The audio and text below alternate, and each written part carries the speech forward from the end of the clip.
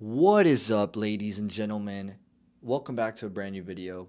And today we're going to be talking about the Epstein case. Now, this case has been around for quite some time now, but finally people are starting to question what is going on with this case, and people are starting to press for answers now. Now, I'm not going to talk about how insanely obvious this is as a cover up, because honestly, it's just pathetic. Anybody with any sort of common sense can tell that they're clearly lying. The amount of times the narrative has changed from, you know, Trump running the campaign and saying, "Oh, we're going to release the files.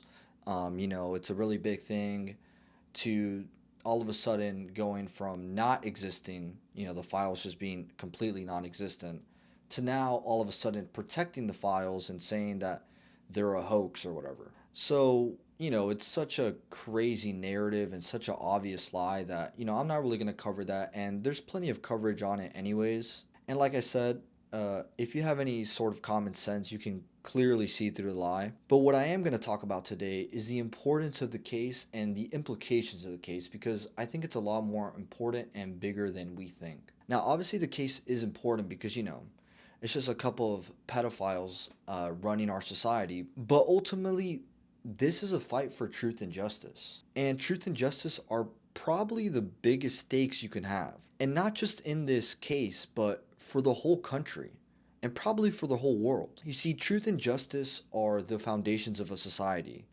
They're basically what allow a society to be functional and cooperative. And if truth and justice are completely undermined, which in this case it's completely being undermined, then that's going to lead to an inevitable collapse of society. And so, therefore, our country kind of rests upon this case. I mean, just think about it. If no one is being honest, who can you trust? You can't trust the government. You can't trust the doctors. You can't trust the police, the ones who are supposed to enforce the law. You can't trust food producers. You can't trust the news. Think about how much isolation and conflict that leads. There's so much dysfunctionality that comes with mistrust. Trust is probably the main pillar of any existing relationship. To even have a relationship exist, you have to have trust first. So there being no trust means that people cannot cooperate together. They cannot live together cohesively. They cannot coexist together because there's all this conflict and fear, and that just causes all this chaos that we're seeing right now. And remember that trust is deeply connected to truth. Truth is a foundation of trust. You can only trust people who are being honest and truthful. When people are lying and being deceptive, that's where evil prospers. But where there is truth and honesty, evil can no longer prosper. Now that covers the truth aspect of this case. Let's talk about the justice aspect. On top of that, if there's no justice, then you're just allowing evil to spread and rise. You're allowing people like Diddy to just walk around and, contribute to the unnecessary suffering there is in the world. And because we let this corruption slide, we start to see it seep through the whole system and every system we have. The justice system, the healthcare system, the educational system, the political system, and then people just keep getting treated worse and worse. And it's honestly the evil people that get to rise on top, and then the innocent good people that get pushed down to the bottom because of this. So you combine basically no truth, no justice, which is basically what this case is, and you're basically creating hell. You're creating endless, pervasive suffering for everybody. And like I said before, this is only going to lead to a collapse of a society because you're breaking the foundations of society. This is why the Epstein case is so important on a deeper level. And I think that's why so many people are paying attention to it right now. And, a lot of people are frustrated about it. Even MAGA supporters are frustrated about it because on a deeper level, our country depends on this case. Everyone knows deep down that if this case is just pushed and forgotten about, then we're all screwed. Now, this isn't a war against political parties, or honestly, I think not even classes.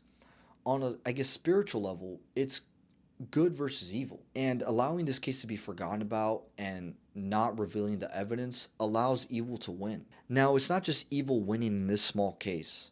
I believe that this case is just a microscopic example of what's happening on a macro level. I mean, the clear evilness and dishonesty, greed, just the lack of care completely for any sort of humans being displayed by the administration and our government is showing what's happening on a macro level to humanity. But this case, since it's on a micro level, allows us to see how bad things really are on the macro level.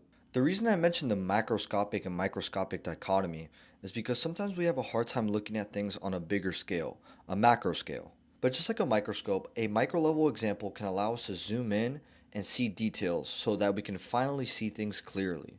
From this extra clarity and zoomed in perspective, we can finally see what's truly going on, and we can properly assess and examine the object or situation. In this scenario, it's the Epstein case. And it's like us zooming in on a microscope and finally discovering bacteria and seeing how dirty things really are. And just like the Epstein file, we're zooming in on it and we're seeing how dirty and corrupted and how nasty things really are. And not only that, but these are the people running our society. These are the people who have the most power. They have the most capability for change. And people wonder why nothing ever changes. Is because these are the people on top. Pedophiles are on top, completely corrupted. So this case is a fight for good, justice, and truth. And again, not just for the case, but for the country, the world, fuck, I don't know, maybe the universe. Now, on top of that, this is a case where everybody can unite. Nobody likes pedophiles, or so I thought. But for the most part, a large majority of people could unite on this for the first time. So, for the first time in a while, there's actually something that we can all agree on. Since it's clear how evil this is, we're all uniting on the side of good. Something that every human, no matter the skin color, the class, the religion, the nationality, no matter what, every human universally could unite with the good. And this is why there's so many people pressing on it, because it's something we all universally could unite on. And it's also why it's so important to keep pressing the government on this, because we can actually all unite on this. And coming together on this one thing can make a huge difference. Again, just think about it. It's the people on top who are the most corrupted. They have the most power.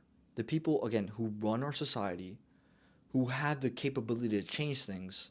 If we're able to clear out those people and expose them of their clear corruption and actually replace people in their positions with good, well-intentioned human beings, think about how different our society would be. We would be able to make so much change, and things would actually progress.